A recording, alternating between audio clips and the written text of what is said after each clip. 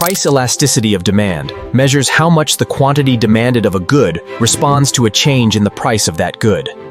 আচ্ছা, অর্থনীতির একটা মজার ব্যাপার কি কখনো খেয়াল করেছেন? কিছু জিনিসের দাম সামান্য একটু বাড়লেই আমরা সেটাকে না কমিয়ে দিই। আবার কিছু জিনিসের দাম বাড়লেও আমাদের তেমন কিছুই যায় আসে না। চলুন আজ এই রহস্যটারই সমাধান করা যাক। একটু ভাবুন তো, লবণের দাম যদি 10% বেড়ে যায়, আমাদের কিছু যায় আসে না, তাই না? আমরা হয়তো খেয়ালই করব না। কিন্তু আমাদের প্রিয় রেস্টুরেন্টের খাবারের দাম যদি 10% বাড়ে, তখন কিন্তু আমরা ঠিকই দুবার ভাবি। একই পার্সেন্টেজ, কিন্তু আমাদের প্রতিক্রিয়া এত আলাদা কেন? ওয়েল, এই ধাঁধার উত্তরটাই লুকিয়ে আছে অর্থনীতির একটা অসাধারণ কনসেপ্টের মধ্যে। এর পেছনের আসল শব্দটা হলো রেসপন্সিভনেস বা প্রতিক্রিয়াশীলতা। ব্যাপারটা অনেকটা রাবার ব্যান্ডের মতো। কিছু রাবার ব্যান্ড যেমন খুব সহজে টানা যায়, আবার কিছু আছে খুবই শক্ত, তাই না? ঠিক তেমনি কিছু জিনিসের চাহিদা ওই নরম রাবার ব্যান্ডের মতো। দাম একটু এদিক ওদিক হলেই আমাদের চাহিদা অনেকখানি বেড়ে বা কমে যায়। আবার কিছু জিনিসের চাহিদা হলো ওই শক্ত রাবার ব্যান্ডের মতো। দাম বাড়ুক বা কমুক, আমাদের চাহিদা তেমন কোনো পরিবর্তনই হয় না। কিন্তু এই যে চাহিদার টানটান ভাব বা স্ট্রেচিনেস, এটা আমরা মাপব কিভাবে? অর্থনীতিবিদরা কিন্তু এর জন্য একটা দারুণ টুল বের করেছেন, আর সেটার নামই হলো স্থিতিস্থাপকতা বা ইলাস্টিসিটি। চলুন এটার ভেতরেই ঢোকা যাক। দেখুন, আমরা তো সবাই চাহিদার বেসিক নিয়মটা জানি, তাই না? যে দাম বাড়লে চাহিদা কমে। কিন্তু সত্যি বলতে এটা গল্পের মাত্র অর্ধেক, কারণ এই নিয়মটা শুধু বলে যে চাহিদা কোন দিকে যাবে, কিন্তু এটা বলে না যে কতটা যাবে। মানে দাম বাড়লে চাহিদা কি একটুখানি কমবে, নাকি একেবারে হু হু করে কমে যাবে? এই কতটার উত্তরটাই কিন্তু দেয় স্থিতিস্থাপকতা। সোজা কথায় ইলাস্টিসিটি হল দামের পরিবর্তনের প্রতি আমাদের চাহিদার যে সংবেদনশীলতা, সেটার একটা নিউমেরিক্যাল বা সাংখ্যিক মাপ। আর এই একটা মাত্র সংখ্যাই কিন্তু একজন ব্যবসায়ীকে বলে দিতে পারে যে তার দাম বাড়ানোর সিদ্ধান্তটা ঠিক হচ্ছে নাকি এটা একটা বিরাট ভুল হতে চলেছে। জানেন কি এই অসাধারণ কনসেপ্টটা কোত্থেকে এসেছে? এটা তৈরি করেছেন বিখ্যাত অর্থনীতিবিদ অ্যালফ্রেড মার্শাল তার ক্লাসিক বই প্রিন্সিপালস অফ ইকোনমিক্সে। ভাবুন তো, একটা সাধারণ প্রশ্ন, আর তার থেকে কি বিশাল একটা তত্ত্ব বেরিয়ে এলো। এখন চাহিদার এই যে প্রতিক্রিয়া, এটা কিন্তু সবকিছুর জন্য একরকম না। এর একটা পুরো স্পেকট্রাম বা বর্ণালী আছে। একদিকে আছে পাথরের মতো শক্ত প্রতিক্রিয়া, তো অন্যদিকে আছে একেবারে তুলোর মতো নরম। চলুন প্রথমে এই স্পেকট্রামের দুইটা চরম অবস্থা দেখে নিই। এই স্পেকট্রামের এক প্রান্তে আছে সম্পূর্ণ অস্থিতিস্থাপক বা পারফেক্টলি ইনইলাস্টিক চাহিদা। যেমন ধরুন ইনসুলিনের মতো জীবনদায়ী ঔষধ। এটার দাম যতই বাড়ুক বা কমুক, যার দরকার তাকে কিনতেই হবে। চাহিদার কোনো নড়চড় হবে না। গ্রাফে দেখলে এর ডিম্যান্ড কার্ভটা হবে একদম সোজা, খাড়া একটা রেখা। আর ঠিক তার উল্টো প্রান্তে আছে সম্পূর্ণ স্থিতিস্থাপক বা পারফেক্টলি ইলাস্টিক চাহিদা। এখানে দাম যদি এক চুলো বাড়ে, চাহিদা সাথে সাথে শূন্য হয়ে যাবে। ভাবুন তো, একটা সবজির বাজারের কথা, যেখানে সব দোকানে একই আলু বিক্রি হচ্ছে। একজন বিক্রেতা যদি দাম সামান্য বাড়িয়ে দেয়, কাস্টমাররা কি তার কাছে আর থাকবে? না, সবাই অন্য দোকানে চলে যাবে। এর ডিমান্ড কার্ভটা হয় একদম ফ্ল্যাট, মাটির সমান্তরাল। অবশ্য বাস্তব দুনিয়াটা এই দুই চরম অবস্থার মাঝামাঝি কোনো একটা জায়গায় থাকে, আর এখানে আমরা মূলত তিন ধরনের চাহিদা দেখতে পাই। প্রথমটা হলো অস্থিতিস্থাপক বা ইনইলাস্টিক, যেমন পেট্রোল। দাম বাড়লেও আমাদের তো গাড়ি চালাতেই হবে, তাই না? চাহিদা খুব একটা কমে না।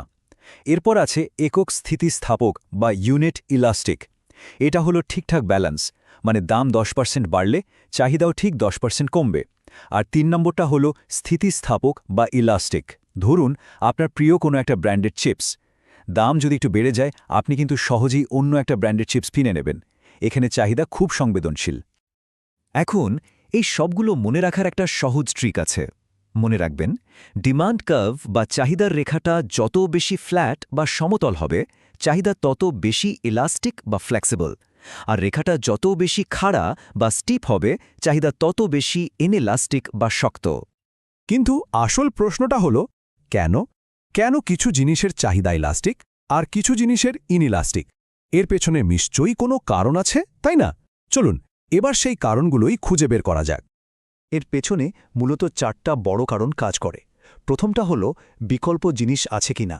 ধরুন একটা নির্দিষ্ট ব্র্যান্ডের বিস্কুটের দাম বাড়লে আমরা সহজেই অন্য ব্র্যান্ড কিনে নিতে পারি, তাই এর চাহিদা এলাস্টিক। কিন্তু লবণের কি কোনো ভালো বিকল্প আছে? নেই, তাই এর চাহিদা ইনএলাস্টিক। দ্বিতীয় কারণটা হলো জিনিসটা কি আমাদের জন্য জরুরি নাকি বিলাসিতা। চাল, ডাল, লবণ এগুলো জরুরি, তাই ইনইলাস্টিক, কিন্তু একটা স্পোর্টস কার ওটা বিলাসিতা, তাই খুবই ইলাস্টিক। তৃতীয় কারণ হলো জিনিসটা কিনতে আমাদের আয়ের কতটা অংশ খরচ হয়। একটা দেশলাই বক্সের দাম বাড়লে আমাদের গায়ে লাগে না, কিন্তু একটা গাড়ির দাম বাড়লে অবশ্যই লাগে, তাই গাড়ির চাহিদা বেশি ইলাস্টিক। আর শেষ এবং খুব ইন্টারেস্টিং কারণটা হলো সময়। ধরুন আজ পেট্রোলের দাম বাড়ল, আপনি হয়তো কালকেই কিছু করতে পারবেন না, কিন্তু লম্বা সময় পেলে আপনি হয়তো একটা ইলেকট্রিক গাড়ি কেনার কথা ভাববেন। মানে সময়ের সাথে সাথে চাহিদা কিন্তু আরও বেশি ইলাস্টিক হয়ে ওঠে। তো এত সব তত্ত্ব কথা তো হলো, কিন্তু আসল কথা হলো এটা জেনে আমাদের লাভ কি? বিশেষ করে ব্যবসায়ীদের জন্য এটা কেন এত বেশি জরুরি? উত্তরটা এক কথায়, দাম ঠিক করা, মানে প্রাইসিং। ইলাস্টিসিটির এই জ্ঞান থাকা আর না থাকার উপরেই কিন্তু একটা কোম্পানির লাভ বা লোকসান নির্ভর করতে পারে। আর এটা বোঝার জন্য ব্যবসায়ীরা একটা খুব সহজ কিন্তু খুবই পাওয়ারফুল টেস্ট ব্যবহার করে। এটাকে বলা হয় টোটাল রেভিনিউ টেস্ট। হিসাবটা একদম সোজা। একটা জিনিসের দামকে মোট বিক্রির পরিমাণ দিয়ে গুণ করলেই টোটাল রেভিনিউ বা মোট আয় পাওয়া যায়। আর এই সহজ হিসাবটাই বলে দেয় যে দাম কমালে বা বাড়ালে তাদের আয় বাড়বে নাকি কমবে। আর এখানেই ইলাস্টিসিটির আসল ম্যাজিকটা লুকিয়ে আছে।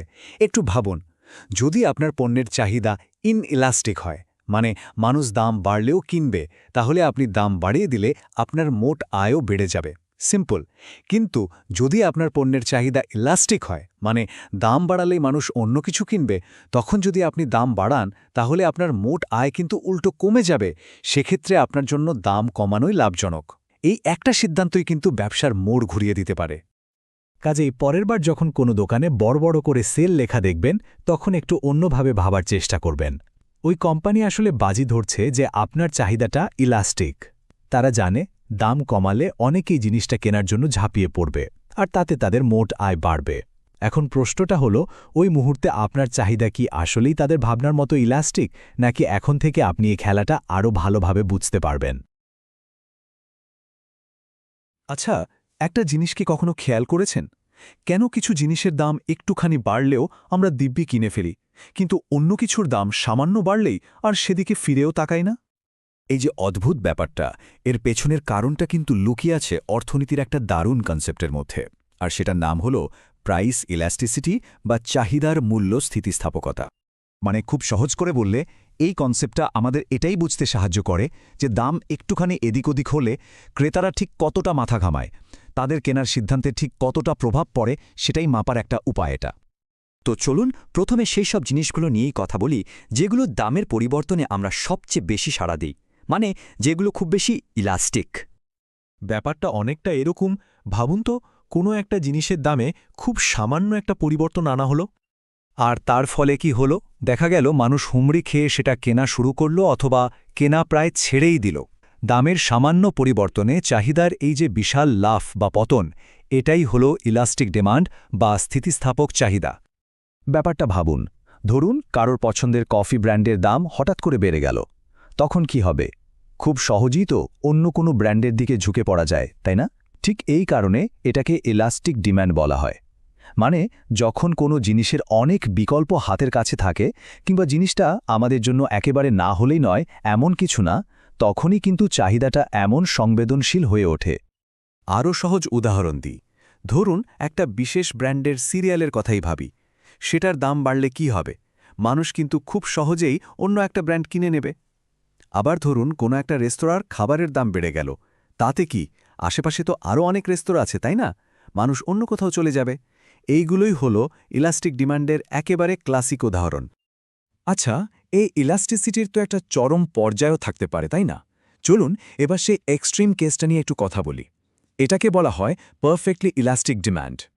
এই অবস্থাকে অর্থনীতির ভাষায় প্রকাশ করা হয় ইডি ইকুয়ালস টু ইনফিনিটি বা ইডি ইকুয়ালস টু ইনফিনিটি দিয়ে। এখন বলে রাখি, বাস্তব দুনিয়ায় এই জিনিসটা খুঁজে পাওয়া প্রায় অসম্ভব। এটা একটা থিওরিটিক্যাল কনসেপ্ট, কিন্তু এটা খুবই কাজের, কারণ এটা আমাদের বুঝতে সাহায্য করে যে একটা পারফেক্টলি কম্পিটিটিভ বা পুরোপুরি প্রতিযোগিতামূলক বাজার দেখতে ঠিক কেমন হয়। ব্যাপারটা একটু কল্পনা করুন, একটা নির্দিষ্ট দামে ধরুন 10 টাকায় একটা জিনিসের চাহিদা অসীম, মানে যত বানানো হবে সবই বিক্রি হয়ে যাবে। কিন্তু দামটা যদি সামান্য বেড়ে মানে ধরুন 10 টাকা 1 পয়সাও হয়, সাথে সাথে চাহিদা একদম শূন্য, কেউ আর কিনবে না। সত্যি একেবারে ধারালো ছুরির ডগার ওপর দিয়ে হাঁটার মতো অবস্থা। এই থিওরির সবচেয়ে ভালো উদাহরণ কোনটা জানেন? ধরুন একজন গম চাষির কথা। একটা বড় বাজারে হাজার হাজার চাষি একই রকম গম বিক্রি করছে। এখন কোনো একজন চাষি যদি ভাবে যে সে অন্যদের চেয়ে 1 টাকা বেশি দামে গম বিক্রি করবে, তাহলে কি হবে? সিম্পল, তার কাছ থেকে একজনও কিনবে না, কারণ ক্রেতারা তো জানে যে ঠিক একই জিনিসটা অন্য সবাই 1 টাকা কমে বিক্রি করছে। তাহলে চলুন দুটোকে পাশাপাশি রেখে দেখি। ইলাস্টিক ডিমান্ডে দাম বাড়লে চাহিদা কমে, কিন্তু একেবারে শূন্য হয় না। মানুষ সংবেদনশীল, কিন্তু কিছুটা হলেও কেনে। আর পারফেক্টলি ইলাস্টিক ডিমান্ডে এখানে কোনো কিন্তু নেই। দাম সামান্য বাড়লেই চাহিদা সরাসরি শূন্য। সোজা কথায় খেলা শেষ। তো আজকের আলোচনা শেষ করার আগে একটা প্রশ্ন রেখে যাই। আমরা তো দেখলাম যে কোনো জিনিসের অনেক বিকল্প থাকলে বা সেটা বিলাসীবহুল হলে চাহিদা ইলাস্টিক হয়। কিন্তু আজকের এই ডিজিটাল দুনিয়ার কথা ভাবুন তো, যেখানে এক ক্লিকেই 10টা ওয়েবসাইটে দাম তুলনা করা যায়, যেখানে চোখের সামনে হাজারটা অপশন চলে আসে। এই যুগে আর কি জিনিস একটা পণ্যের চাহিদাকে এতটা ইলাস্টিক বা সংবেদনশীল করে তুলতে পারে? বিষয়টা কিন্তু ভেবে দেখার মতো। আমরা যা কিছু কিনি তার দাম কেন বাড়ে বা কমে, আর তাতে আমাদের কেনাকাটার অভ্যাসে ঠিক কী প্রভাব পড়ে। আজকের এই বিশ্লেষণে আমরা অর্থনীতির এমনই এক গুরুত্বপূর্ণ ধারণার গভীরে যাব, যা আমাদের প্রতিদিনের সিদ্ধান্তকে আষ্টেপৃষ্ঠে জড়িয়ে রাখে। আচ্ছা, একটু ভাবুন তো, ধরুন আপনার পছন্দের কফি শপে গেলেন আর দেখলেন আপনার রেগুলার লাত্তের দাম 500 টাকা থেকে 1 লাফে 700 টাকা হয়ে গেছে। কি করবেন তখন? দাম বাড়লেও কি কিনে নেবেন, নাকি ভাববেন থাক বাবা, আজ থেকে বাড়িতেই কফি খাবো, এই বলে দোকান থেকে বেরিয়ে আসবেন? দামের এই পরিবর্তনে আপনার প্রতিক্রিয়া ঠিক কী হবে, সেটাই হলো অর্থনীতির একটি অন্যতম গুরুত্বপূর্ণ ধারণা, চাহিদার দাম স্থিতিস্থাপকতা বা প্রাইস এলাস্টিসিটি অফ ডিমান্ডের মূল কথা। তো চলুন এই ব্যাপারটার আরেকটু গভীরে যাওয়া যাক। এই যে কফির দাম বাড়ায় আমাদের এক একজনের প্রতিক্রিয়া এক এক রকম হয়, অর্থনীতিবিদরা ঠিক কিভাবে তা পরিমাপ করেন? এর জন্যেই তারা একটি বিশেষ টুল ব্যবহার করেন, যার নাম প্রাইস এলাস্টিসিটি অফ ডিমান্ড বা সংক্ষেপে পিইডি। সহজ কথায় বলতে গেলে চাহিদার দাম স্থিতিস্থাপকতা হল সংবেদনশীলতার একটা পরিমাপ। মানে এটা আমাদের বলে যে কোনো পণ্যের দাম পরিবর্তন হলে মানুষ সেই পণ্যটি কেনা কতটা বাড়াবে বা কমাবে। আমরা তো সবাই জানি যে দাম বাড়লে সাধারণত চাহিদা কমে, কিন্তু পিইডি আমাদের বলে ঠিক কতটা কমে। এই কতটার মধ্যেই কিন্তু আসল রহস্যটা লুকিয়ে আছে। এই সূত্রটা দেখে হয়তো একটু কঠিন মনে হতে পারে, কিন্তু আসলে কিন্তু বেশ সোজা। চাহিদার পরিমাণে যে শতকরা পরিবর্তন হয় তাকে শুধু দামের শতকরা পরিবর্তন দিয়ে ভাগ করলেই পিইডি বেরিয়ে আসে। এখানে একটা ব্যাপার খেয়াল করুন, আমরা কিন্তু শতকরা বা পার্সেন্টেজ ব্যবহার করি। এর ফলে আমরা 1 টাকার একটা চুইংগাম থেকে শুরু করে একটা নতুন গাড়ির স্থিতিস্থাপকতাও একে অপরের সাথে তুলনা করতে পারি। চলুন আমাদের কফির উদাহরণে ফিরে আসি। ধরুন দাম 10% বাড়ায় কফির চাহিদা 20% কমে গেল। তাহলে পিইডি হবে 20/10 মানে 2.0। এই সংখ্যাটা কিন্তু বেশ বড়, আর এটা বোঝাচ্ছে যে দামের পরিবর্তনে চাহিদার উপর অনেক বড় একটা প্রভাব পড়েছে। কিন্তু অন্যদিকে যদি এমন হয় যে দাম 10% বাড়লেও চাহিদা মাত্র 5% কমল, কারণ কফি ছাড়া অনেকের সকালটাই শুরু হয় না, তাহলে পিইডি হবে 0.5। এই সংখ্যাটা বোঝাচ্ছে যে এখানে দামের প্রভাব বেশ কম, মানুষ দাম বাড়লেও জিনিসটা কিনছে। তো এই যে আমরা 2.0 আর 0.5 পেলাম, এই সংখ্যাগুলো আসলে কি বলছে? এগুলোই আমাদের চাহিদার দুটো ভিন্ন রূপ বুঝতে সাহায্য করে। একটাকে আমরা বলি স্থিতিস্থাপক এবং অন্যটাকে বলি অস্থিতিস্থাপক। চলুন দেখি এই দুটোর মধ্যে আসল পার্থক্যটা কোথায়। যখন পিইডির মান 1-এর বেশি হয়, তখন আমরা বলি চাহিদাটা হল স্থিতিস্থাপক বা ইলাস্টিক। এর মানে হল দামের সামান্য পরিবর্তনে চাহিদার অনেক বড় পরিবর্তন হয়। ব্যাপারটাকে একটা রাবার ব্যান্ডের মতো ভাবতে পারেন, অল্প টানলেই যা অনেকটা লম্বা হয়ে যায়। আর অন্যদিকে যখন পিইডির মান 1-এর কম হয়, তখন চাহিদা অস্থিতিস্থাপক বা ইনএলাস্টিক, মানে দাম বাড়ুক বা কমুক চাহিদার খুব একটা পরিবর্তন হয় না, ঠিক যেন একটা কংক্রিটের ব্লক, ধাক্কা দিলেও যা সহজে নড়তে চায় না। স্থিতিস্থাপক চাহিদায় কিছু দারুণ উদাহরণ হল বিলাসবহুল জিনিসপত্র, যেমন ধরুন ডিজাইনার ব্যাগ। বা বিমানে টিকিট। যদি একটা এয়ারলাইন্স হঠাৎ টিকিটের দাম বাড়িয়ে দেয়, আমরা কিন্তু খুব সহজেই অন্য এয়ারলাইন্সের খোঁজ করতে পারি, তাই না? অথবা আমাদের ঘুরতে যাওয়ার প্ল্যানটাই হয়তো পিছিয়ে দিই। এখানে ক্রেতাদের হাতে অনেক বিকল্প থাকে। আর অস্থিতিস্থাপক চাহিদার উদাহরণ হল সেই সব জিনিস যা আমাদের জরুরি ভিত্তিতে প্রয়োজন, যেমন জীবন রক্ষাকারী ওষুধ বা স্বল্পমেয়াদে গাড়ির জন্য পেট্রোল। এগুলোর দাম বাড়লেও আমাদের কিনতেই হয়, কারণ এগুলোর কোনো তাৎক্ষণিক বিকল্প আমাদের হাতে থাকে না। অবশ্য এর বাইরেও আরেকটা অবস্থা আছে, যখন পিইডির মান একদম ঠিক এক হয়। একে বলা হয় একক স্থিতিস্থাপকতা বা ইউনিটারি ইলাস্টিসিটি। এর মানে হল দাম যে হারে পরিবর্তিত হয়, চাহিদাও ঠিক একই হারে পরিবর্তিত হয়।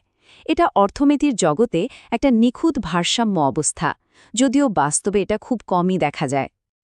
এখন প্রশ্ন হল, কেন কিছু পণ্যের চাহিদা স্থিতিস্থাপক আর অন্যগুলোর অস্থিতিস্থাপক হয়? মানে কারণটা কি?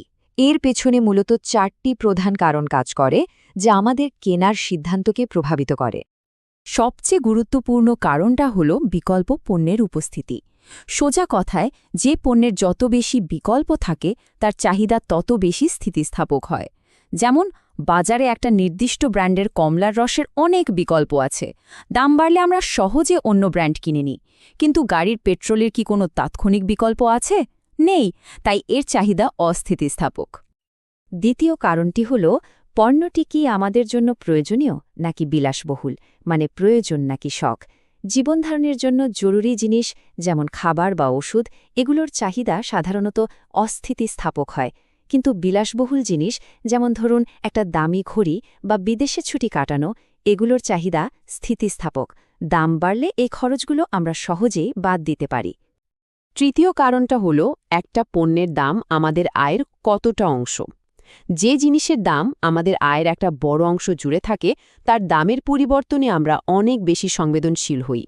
যেমন একটা গাড়ির দাম 10% বাড়লে সেটা আমাদের বাজেটে বড় একটা ধাক্কা দেয়, কিন্তু একটা পেন্সিলের দাম 10% বাড়লে সেটা আমরা হয়তো খেয়ালই করি না। আর চতুর্থ কারণটি হল সময়।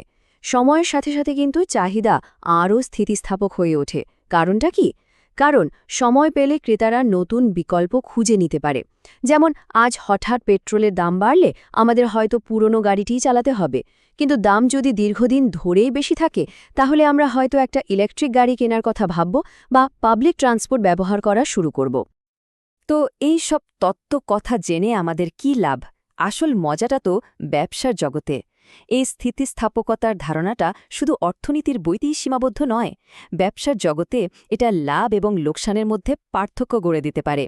যে কোনো কোম্পানি তাদের পণ্যের সঠিক দাম নির্ধারণ করতে এই পিইডি ব্যবহার করে। এর জন্য তারা যেটা ব্যবহার করে তাকে বলা হয় মোট রাজস্ব পরীক্ষা বা টোটাল রেভিনিউ টেস্ট। আর এর হিসাবটা কিন্তু খুবই সহজ। একটি পণ্যের দামকে তার মোট বিক্রিত পরিমাণ দিয়ে গুণ করলেই মোট রাজস্ব পাওয়া যায়। আর এখানেই স্থিতিস্থাপকতার আসল খেলাটা শুরু হয়। এই স্লাইডটা কিন্তু খুব মন দিয়ে দেখুন। ব্যবসার আসল কৌশলটা এখানেই লুকিয়ে আছে। যদি কোনো পণ্যের চাহিদা স্থিতিস্থাপক হয়, মানে পিইডি 1-এর বেশি, তাহলে দাম কমালে কোম্পানির মোট রাজস্ব বাড়ে, কারণ তখন অনেক বেশি মানুষ পণ্যটা কেনে, আর দাম বাড়ালে রাজস্ব কমে যায়। কিন্তু চাহিদা যদি অস্থিতিস্থাপক হয়, মানে পিইডি 1-এর কম, তাহলে দাম বাড়ালেই কোম্পানির লাভ হয়, কারণ চাহিদা খুব একটা কমে না। এই চার্টটা দেখুন। এখানে একটা স্থিতিস্থাপক পণ্যের ক্ষেত্রে দাম সামান্য বাড়ানো হয়েছে, কিন্তু তার ফলে চাহিদা অনেক বেশি কমে যাওয়ায় কোম্পানির মোট রাজস্বও কমে গেছে। ঠিক এই কারণেই বিলাসবহুল ব্র্যান্ডগুলো প্রায়ই সেল বা ডিসকাউন্ট দিয়ে তাদের বিক্রি বাড়াতে চেষ্টা করে। আর এই চার্টটি ঠিক তার উল্টো ছবিটা দেখাচ্ছে। একটা অস্থিতিস্থাপক পণ্যের দাম বাড়ানো সত্ত্বেও চাহিদা সামান্যই কমেছে, ফলে কোম্পানির মোট রাজস্ব উল্টো বেড়ে গেছে। এ কারণেই জীবন রক্ষাকারী ওষুধ বা জরুরি সফটওয়্যারের মতো পণ্যের কোম্পানিগুলো প্রায়শই দাম বাড়াতে পারে, আর আমাদেরও কিছু করার থাকে না। তাহলে পুরো আলোচনাটা এক কথায় বললে কি দাঁড়ায়?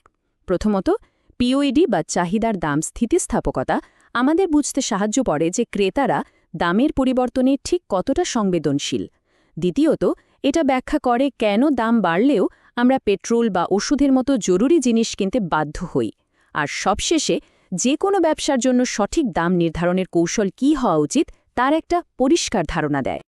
তাই পরের বার যখন দোকানে কোনো পণ্যের দামের পরিবর্তন দেখবেন, তখন শুধু দামটা না দেখে একটু থেমে নিজেকে এই প্রশ্নটা করবেন, আচ্ছা, এই পণ্যটির চাহিদা কি স্থিতিস্থাপক নাকি অস্থিতিস্থাপক? আর বিক্রেতার আসলে আমার পকেটের ওপর কতটা নিয়ন্ত্রণ আছে? উত্তরটা কিন্তু আপনাকে অবাক করে দিতে পারে।